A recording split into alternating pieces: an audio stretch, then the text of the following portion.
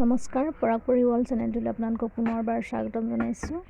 আজি দুপৰীয়া চাহ সান্দহগুৰি মিঠৈৰ সৈতে খাবলৈ লৈছোঁ। সেয়া আপোনালোকক দেখাব লৈছোঁ কেনেকৈনো সান্দহগুৰিৰ মিঠৈ বনাবলৈ লৈছোঁ। এয়া প্ৰথমতে সান্দহগুৰি লৈ লৈছোঁ, 2টা কল আৰু অকণমান চেনি লৈ লৈছোঁ। এতিয়া কলকেইটা জাহাজী কল লৈছোঁ, বাকলি গুচাই ল'লোঁ।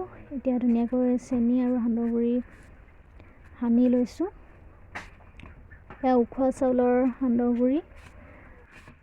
আপোনালোকে চেনিৰ সলনি গুড় ল'বলৈ পাৰিব আৰু গাখীৰ হ'লে আৰু ভাল হয়। মই গাখীৰ লোৱা নাই। এতিয়া এটা এটাকৈ মিঠৈ বনাই লৈছোঁ। ভিডিঅ'টো ভাল পালে লাইক কৰিব, কমেণ্ট কৰিব, শ্বেয়াৰ কৰিব আৰু চেনেলটো ছাবস্ক্ৰাইব কৰিব। আৰু আগলৈ আমাৰ চেনেলত দিয়া ভিডিঅ'বোৰৰ ন'টিফিকেশ্যন পাই থাকিবলৈ বেল আইকনটো প্ৰেছ কৰি দিব। মোৰ এয়া মিঠৈ হৈ গ'ল। আপোনালোকে যদি এইদৰে সান্দহৰ মিঠৈ খোৱা নাই, সান্দহগুৰিৰ সৈতে কলৰ মিঠৈ এইদৰে খাই চাব, খাবলৈ বহুতেই ভাল হয়।